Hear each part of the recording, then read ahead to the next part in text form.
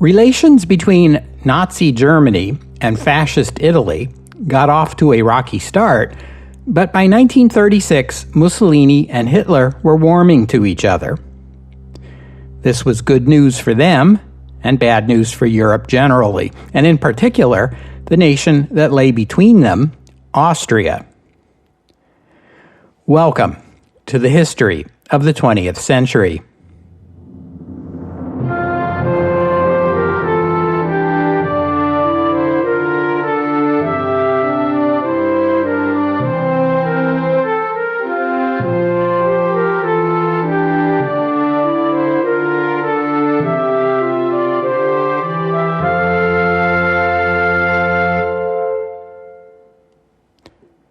Episode 303, Axis and Anschluss, Part 1.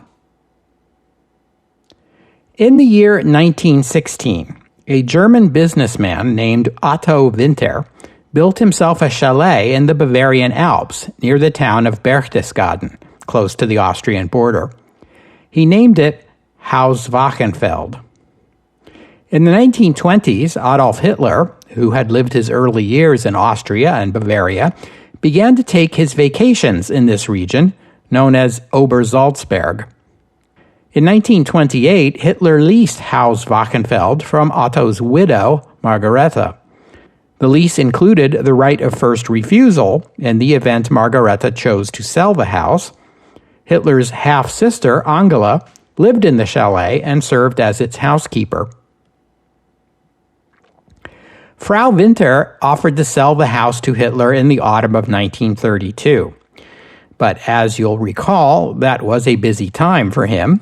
It took 9 months before the deal was closed in June 1933, by which time Adolf Hitler had become chancellor. He took possession of the house and all its furnishings. For the first year or so after the purchase was settled, Obersalzberg became something of a tourist attraction for Hitler's admirers. The Chancellor was known not only to frequent the chalet, but to enjoy going out for long walks to take in the magnificent alpine scenery. Sometimes he would drop in at a nearby restaurant. Visitors would gather at the foot of the driveway or along public walking trails in the hope of catching a glimpse of the man who had risen from corporal to world leader. But this didn't last. In 1935, Hitler began sketching out his ideas for expanding his mountain retreat. These were passed on to an architect for development. He would keep the existing chalet, but some of its walls would be opened up so that it could be integrated into a larger complex of 30 rooms in a building 37 meters wide and 3 stories tall. It became the equivalent of a small resort hotel capable of hosting 20 or so guests with a full-time housekeeping staff, and was known as the Berghof, which translates as something like the mountain court. The centerpiece of the Berghof was the Great Hall. At one end, a large picture window looked out over the mountains. The window was retractable. It could be lowered into the wall to open the space to the alpine air. Before the window was a 6-meter-long marble table. Here, documents were laid for Hitler to sign or plans and blueprints unrolled for his inspection. In a few years, these would be replaced by maps of the front lines of war. Beside the table stood an oversized globe. A fireplace of red marble stood opposite at the far end of the hall, facing a semicircle of upholstered chairs where guests could gather for conversation. A tapestry on a side wall could be lowered to reveal a motion picture screen, converting the hall into a cinema where Hitler and his guests could take in the latest from Hollywood, after dinner in the grand dining room.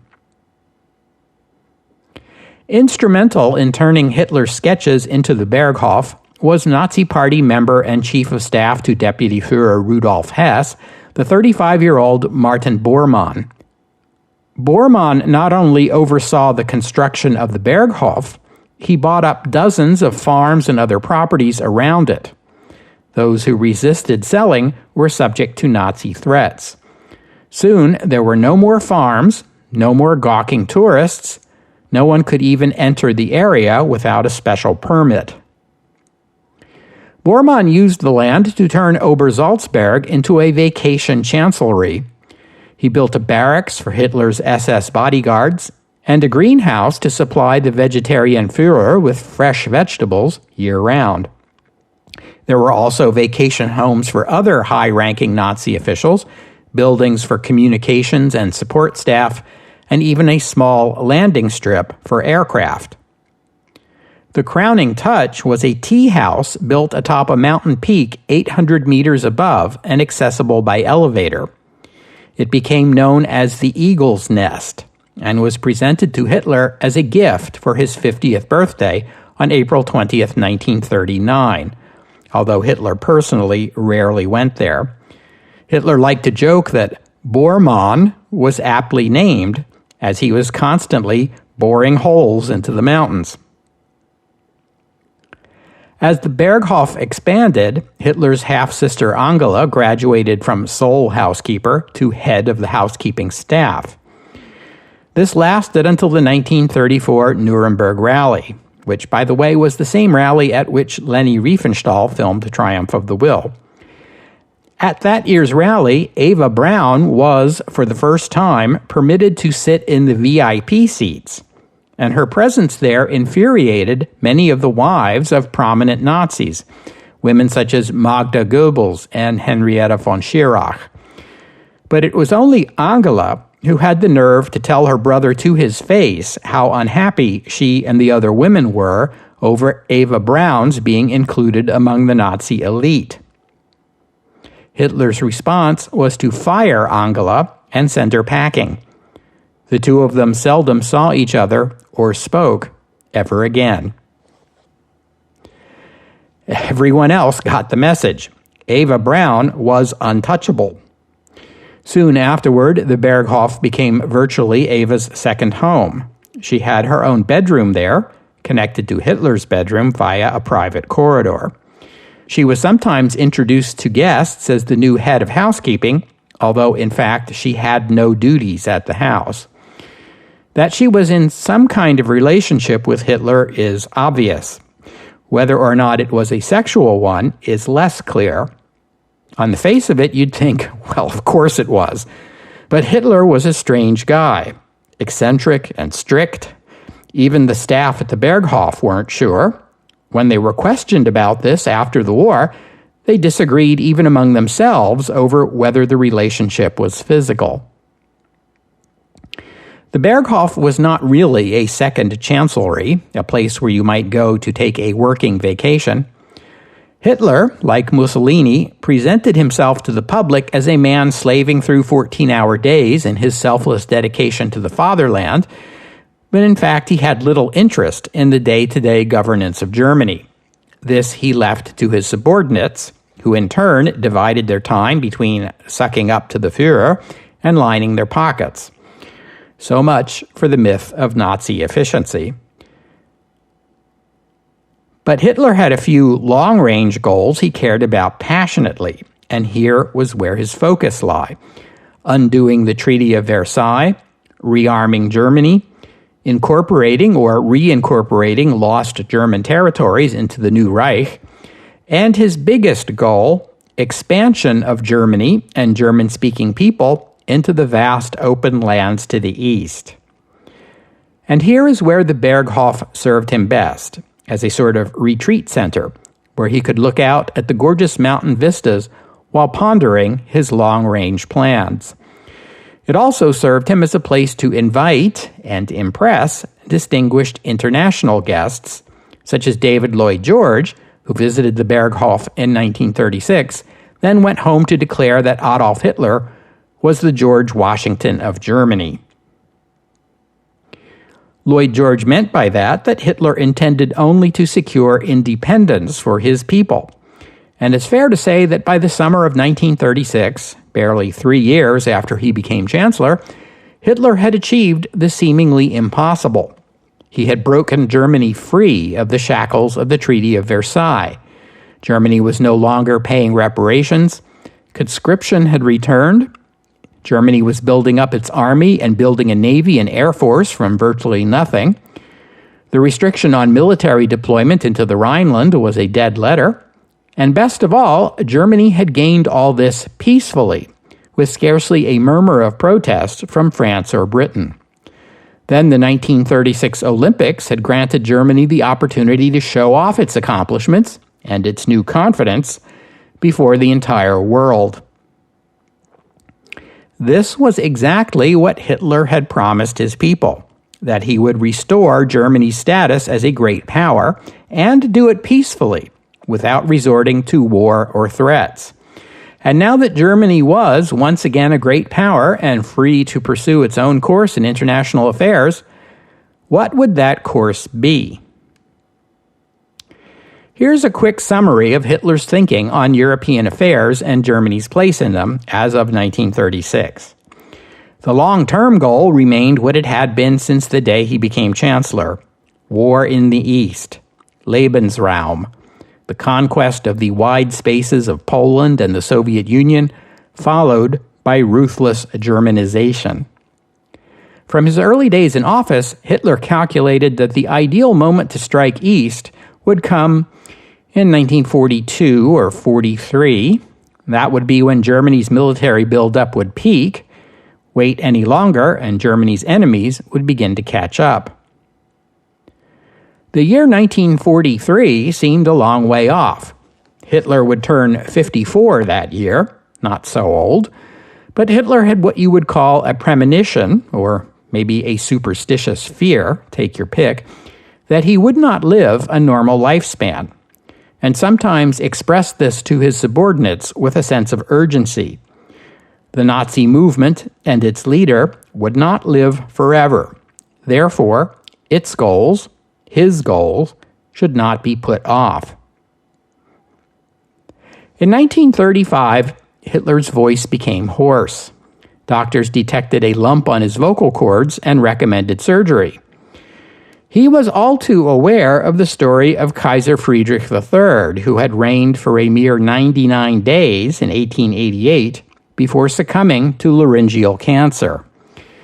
Hitler was superstitious about history and historical parallels, so this discovery gave him quite a scare.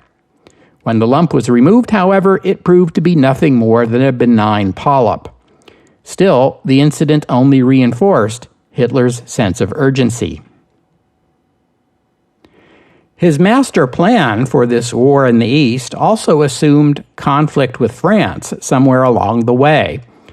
Hitler viewed France as Germany's natural enemy, and no doubt he planned to reclaim Alsace-Lorraine, although he didn't say that part out loud. In any case, since he thought war with France was inevitable, he was all too aware of the danger of a two-front war with both France and Russia, as had happened in the previous war. This time, France would have to be neutralized first, before the war with Russia could begin. The danger there was that a confrontation with France might leave Germany vulnerable along its long borders with Czechoslovakia and Austria. Hitler was dismissive of both these countries, products of the Paris Peace Conference.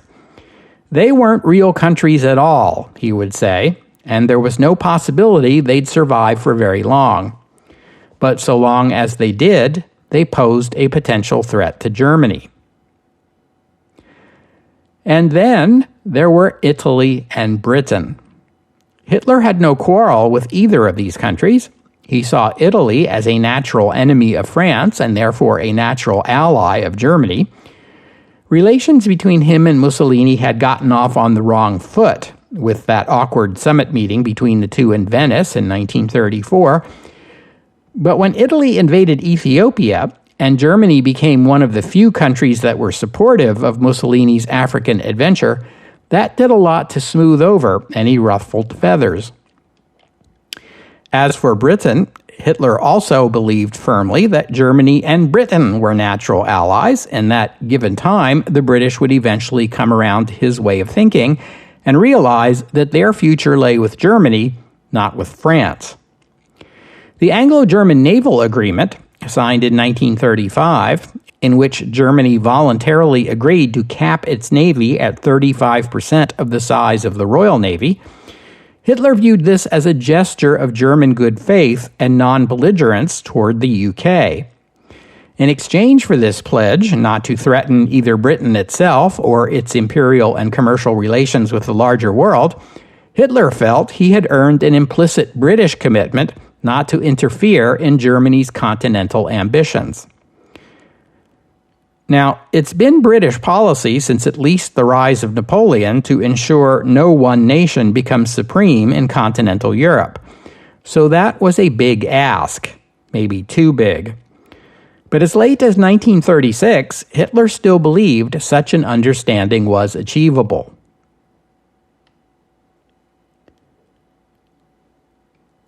With regard to Austria, you'll recall that Austrian National Socialists had already attempted a coup in July 1934, probably with Hitler's foreknowledge, and toward the goal of forcing Anschluss, that is, the unification of Austria with Germany.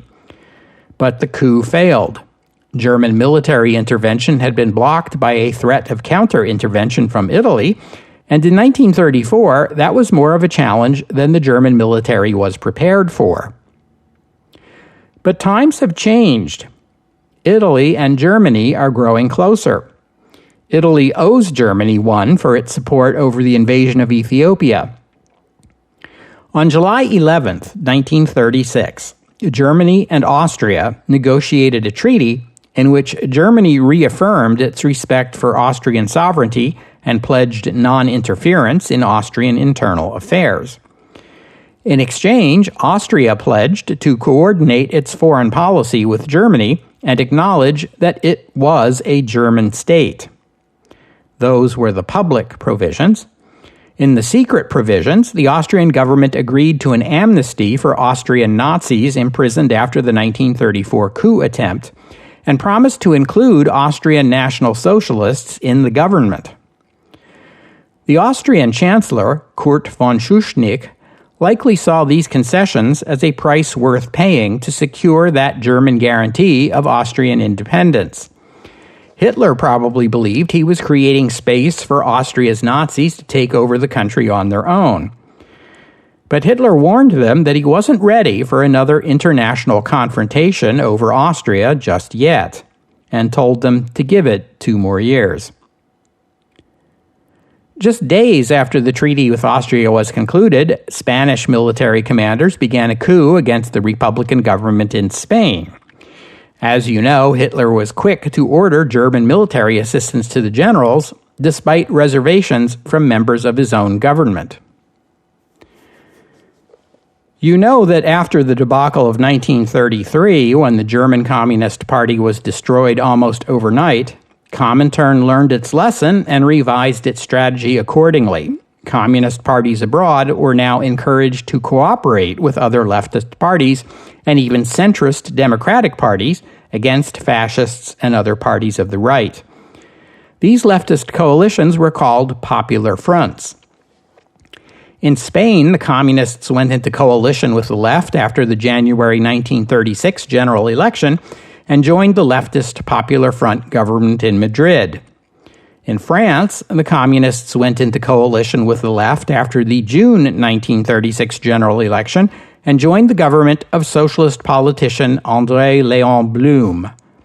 An important reason for this left-wing victory in France in 1936 was the scandal that ensued when it became public that the previous right-wing government had embargoed weapons to Ethiopia for the sake of maintaining friendly relations with Italy.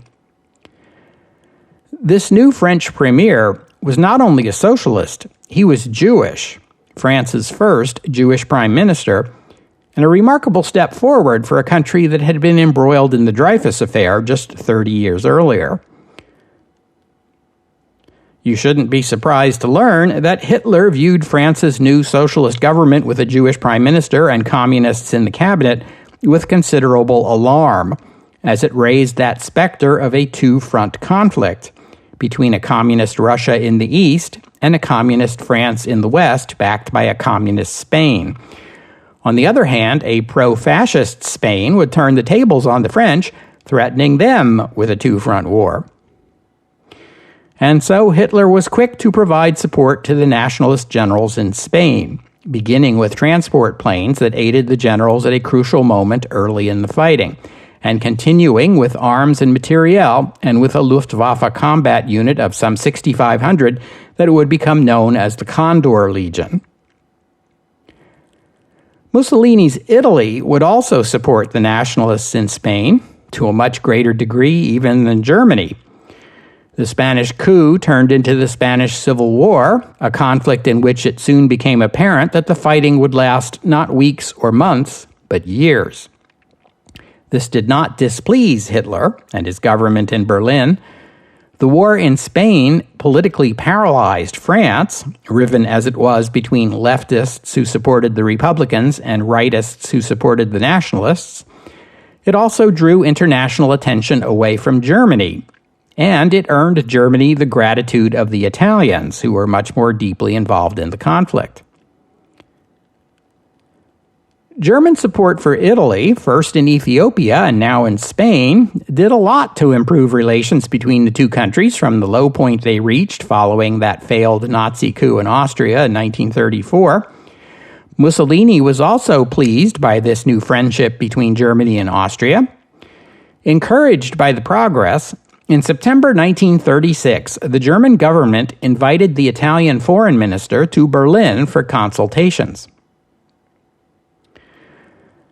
The Italian foreign minister at this time was the 33-year-old Galeazzo Ciano, who had recently taken over the foreign ministry from Il Duce himself. Ciano was the son of Admiral Costanzo Ciano of the Royal Italian Navy.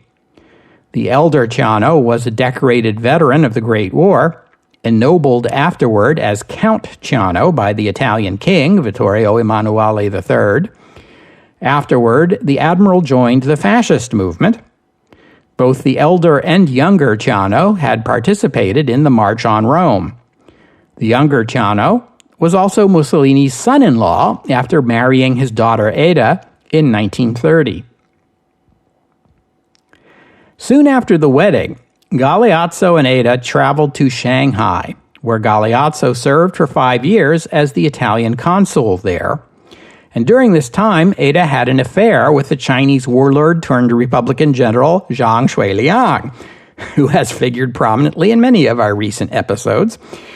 In 1935, the couple returned to Italy, where Galeazzo was given the newly created cabinet portfolio of press and propaganda. When the war with Ethiopia began, Galeazzo volunteered to serve as a bomber commander. In 1936, he returned to Italy a war hero and received his appointment as foreign minister. It is widely believed that Mussolini was grooming Galeazzo as his successor, but, spoiler alert, that will never happen. In fact, Mussolini will order his execution in 1944. But that's 1944. In 1936, he is Italian foreign minister and one of Mussolini's favorites.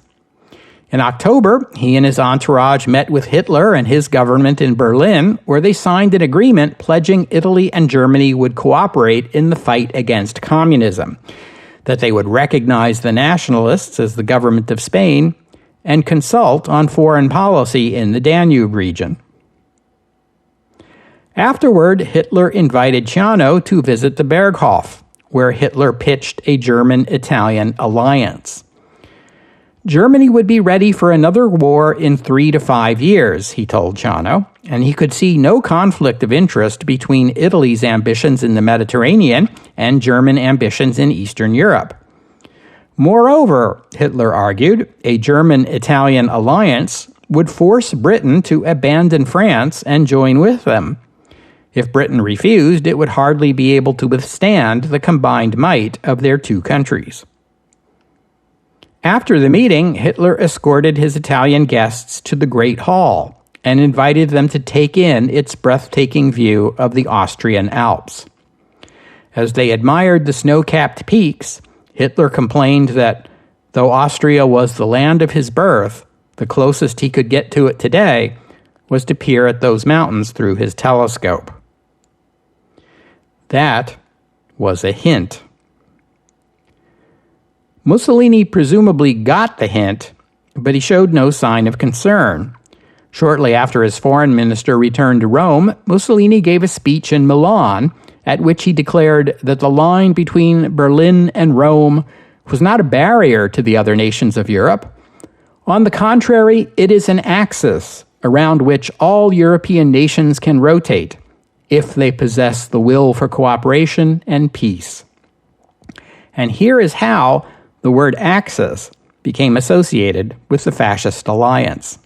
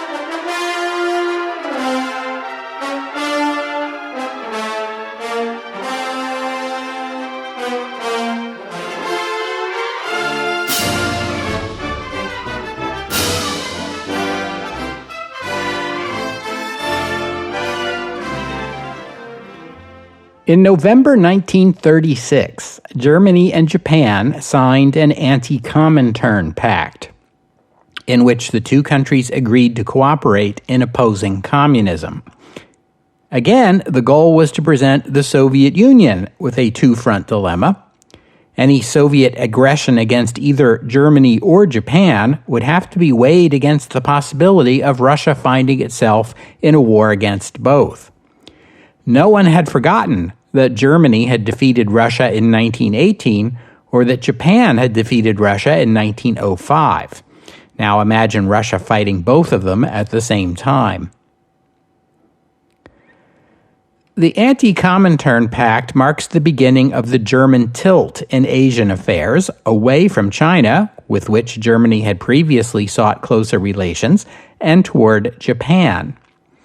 When Japan began its war against China in 1937, the German government remained studiously neutral in the conflict, although privately many German government leaders expressed sympathy for China, Germany's most important trading partner in East Asia.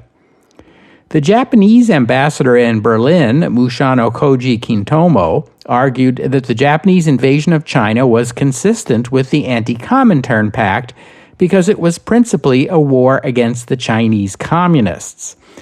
But some in the German Foreign Office believed the opposite was the case, that the Japanese invasion was pushing China into a closer relationship with the Soviet Union. The biggest proponent of closer German relations with Japan was champagne salesman turned high-level Nazi Joachim von Ribbentrop. You'll recall we first met him back in episode 269 when he helped broker a deal between Hitler and Papen that led to Hitler's being appointed chancellor. Ribbentrop had traveled widely on business in both Europe and North America, and he was fluent in French and English. This impressed Hitler, who was not himself widely traveled, spoke no foreign language, and who distrusted the career civil servants in the German Foreign Office. Hitler made Ribbentrop an ambassador plenipotentiary at large for the German Reich, and it was in that capacity that he negotiated the Anglo-German Naval Agreement of 1935 and the Anti-Comintern Pact with Japan in 1936. By this time, he was one of Hitler's closest and most trusted advisors, especially on matters of foreign policy. Not many people other than Adolf Hitler held Ribbentrop in any kind of regard. The old-school Nazis, who'd been around since the days of the Munich Putsch, resented this latecomer, who'd only joined the party in 1932. His only apparent diplomatic skill, they said, was in flattering the Führer. He'd learned to listen carefully when Hitler went off on one of his rants, take note of Hitler's viewpoint, then later repeat it back to the boss as if it were his own. Now, most of us have learned this trick for handling our bosses, but few of us have as our boss one of the most powerful dictators in the world. Ribbentrop also learned that to really impress Hitler, you had to not only repeat his ideas back to him as if you had come up with them independently, you also had to ramp them up and make them even more extreme. As one of Ribbentrop's own aides put it later, when Hitler said gray, Ribbentrop said black, black, black. He always said it 3 times more, and he was always more radical. Nonetheless, Hitler thought he was a genius and made him German ambassador to the court of St. James in August 1936. Hitler was still holding out hope for friendly relations with Britain, and he sent his new ambassador off to London with these words: "Ribbentrop, bring me an alliance with England." He could hardly have made a worse choice. One German diplomat declared flat out that Ribbentrop didn't understand anything about foreign policy.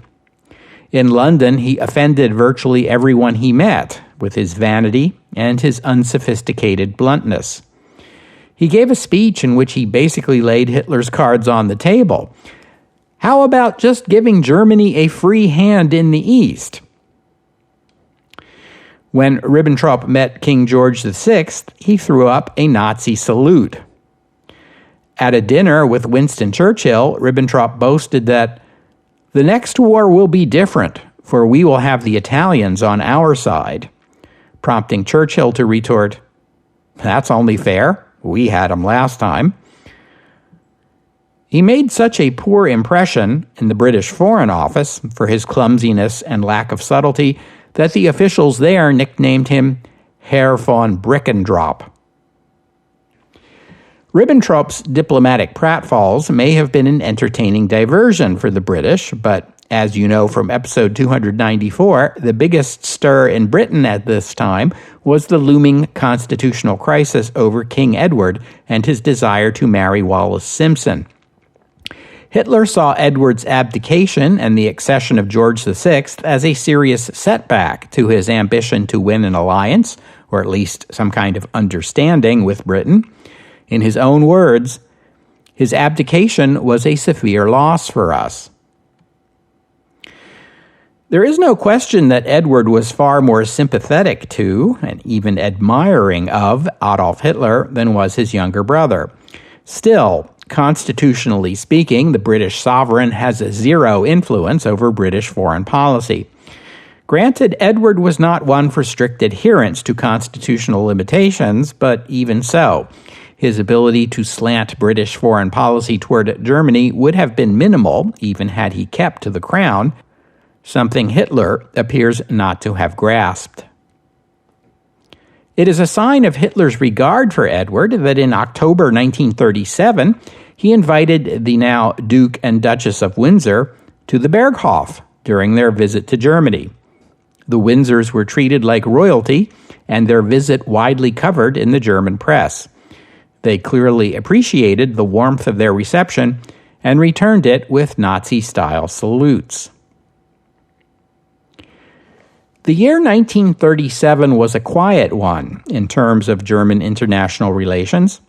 There was the ongoing civil war in Spain, of course, but the rest of the continent was deceptively uneventful. American journalist William Shirer even noted at the time that spring of 1937 had come and gone without any surprises from Hitler, unlike spring of 1935 when he announced a German rearmament, or spring of 1936 when he moved troops into the Rhineland. Privately, though, it was a different story. Joseph Goebbels' diaries reveal that Hitler was by this time speaking to his subordinates of how Germany needed both Austria and Czechoslovakia to round out its territory, and that one day it would get them. Beyond that, Hitler predicted Germany would be ready for the decisive war in 6 years, that is, in 1943, or perhaps sooner if the right opportunity presented itself in the meantime. Goebbels wrote, "As always, his foresight is enormous and brilliant. He sees history with the prophetic vision of an oracle." Neville Chamberlain succeeded Stanley Baldwin as Prime Minister in May 1937, but this development met indifference in Berlin. Hitler had all but given up his hope for a British alliance by this time. In September 1937, Benito Mussolini visited Berlin. Hitler pulled out all the stops. He had Berlin dressed up with eagles, fasces, swastikas, and artful displays of German and Italian flags. He hosted the Italian dictator to a gala dinner at the Reich Chancellery, took him on a tour of Berlin, and treated him to a huge military parade, which may also have been meant as a subtle warning. Hitler gave a speech, and then Mussolini followed, in German, although he had so heavy an Italian accent, his audience had trouble understanding him. And even worse, a thunderstorm hit and drenched the event during Mussolini's speech, prompting Berliners to make jokes about Il Duce and Dusche, which is the German word for shower. Nonetheless, the visit went well. Mussolini was so impressed with the German soldiers' goose-stepping that on his return to Rome, he introduced it into the Italian army. Hitler was also satisfied with the meeting, which had gone much better than the one in 1934. After Hitler received word that Mussolini's train had crossed the border and left to Germany, he was so pleased and so relieved that he allowed himself a glass of champagne, an unusual departure for the Führer, who was usually a teetotaler. On November 5th, 1937, Hitler held a meeting at the Reich Chancellery that included the commanders of all three branches of Germany's armed forces: Werner von Fritsch, Supreme Commander of the German Army, Erich Raeder, Commander of the German Navy, and Hermann Göring, Commander of the Luftwaffe, the German Air Force. Also at the meeting was the Foreign Minister, Konstantin von Neurath, and Werner von Blomberg, the Great War General who had become Minister of Defense all the way back in January 1933 when Hitler first became Chancellor and had served in that position ever since. Hitler had not chosen Blomberg for the post. President Hindenburg had insisted on it as a condition of making Hitler Chancellor. But Hitler had no objection to him either. The stated purpose of this meeting was to hash out conflicts among the service branches over allocations of scarce strategic materials they all needed for the buildups of their respective services. In particular, Navy Chief Raeder was loudly complaining about Air Force Chief Göring, whom Hitler had also placed in charge of Germany's 4-year plan, an economic program Hitler had set up to manage the growth of German industry to support the military buildup. Now, Raeder was accusing Göring of abusing that position to favor the Luftwaffe in the competition for resources. Blomberg had asked for the meeting since Hitler was the only one who had the authority to rein in Göring.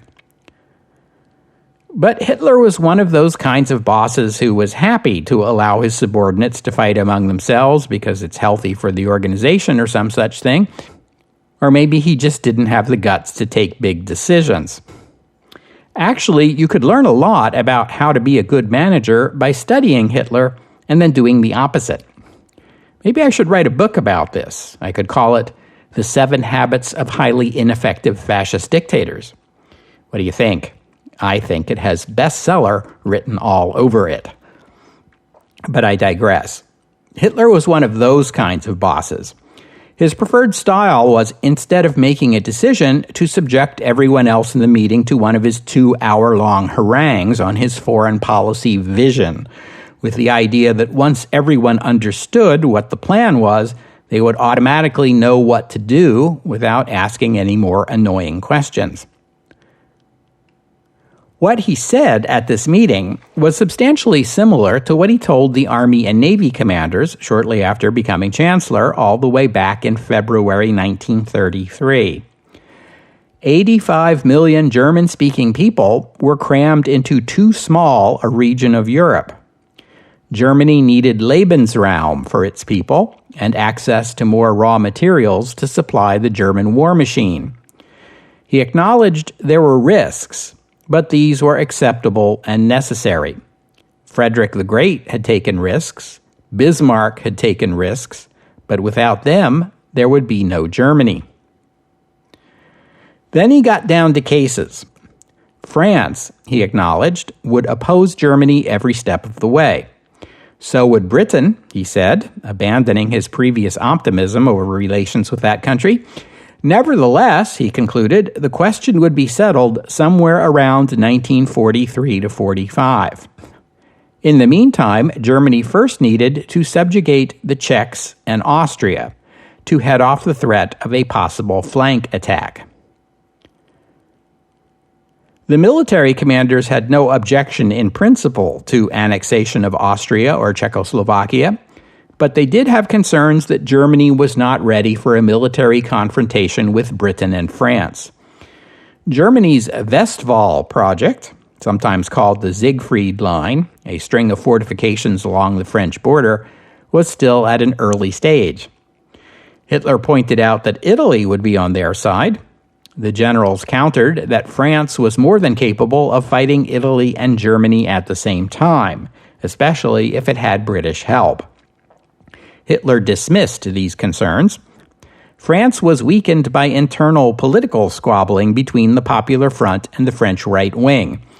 Britain was an aging empire already showing signs of decay. They would not go to war to defend Austria or Czechoslovakia.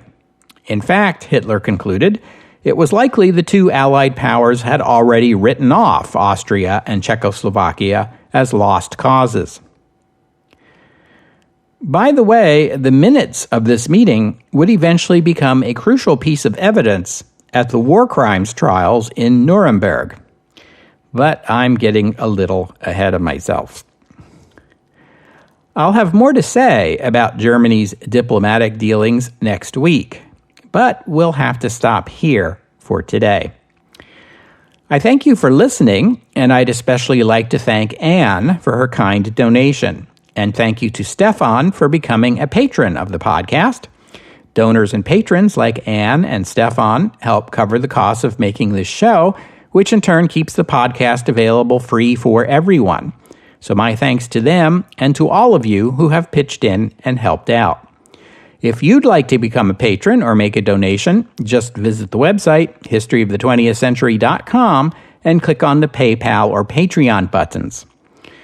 The podcast website also contains notes about the music used on the podcast. Sometimes it's my own work, and sometimes it's licensed, but many times the music you hear here is free and downloadable. If you hear a piece of music on the podcast, and you're curious and would like to know more about it, including the composer, the performers, and a link to where you can download it, that would be the place to go. While you're there, you could leave a comment and let me know what you thought about today's show. I can hardly believe this, but the holiday season is upon us once again. And as always, I would like to take this opportunity to remind you that donations and patronages for the history of the 20th century make the perfect holiday gift. For me. And they're so easy to give. No worries about whether they're the right size or the right color, and you have my personal assurance they will always be deeply appreciated and never be returned. As a patron, you would have your choice of tiers, and donations are welcome in any amount.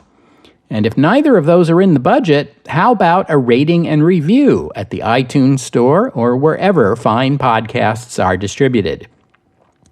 I promise you these are deeply appreciated as well. And I hope you'll join me next week here on the History of the 20th Century as we pick up right where we left off this week, Axis and Anschluss, Part 2. Next week, here on the History of the 20th Century. Oh, and one more thing. Joachim von Ribbentrop got the message very clearly that Hitler wanted an Anglo-German alliance. He visited Britain often and always came home to the Führer with glowing reports about how most Britons favored closer relations between their country and Germany. Meanwhile, the German Foreign Office was offering a much more cautious assessment of the prospects of an agreement. Hitler, being Hitler, interpreted this to mean that Ribbentrop was shrewder and more astute as a diplomat than were the career officials in the Foreign Office, instead of drawing the more obvious and accurate conclusion that Ribbentrop was merely telling him what he wanted to hear. In 1935, in the aftermath of the signing of the Anglo-German Naval Agreement, there was a brief period of relatively friendly relations between Germany and Britain. Ribbentrop helped further this era of good feelings by organizing visits of German veterans to France and Britain to meet with veterans groups in those countries, where there were warm greetings and solemn promises never again to make the mistake of 1914. And these visits did do a bit of good for Germany's international image. But much of this goodwill was lost after Ribbentrop became ambassador to Britain. The story goes that Hermann Göring tried to warn Hitler that Ribbentrop's unpleasant behavior was alienating the British. Hitler assured Göring that Ribbentrop was a valuable diplomatic asset, as he knew a lot of important people in Britain, to which Göring replied, "That may be right, but the bad thing is, they know him."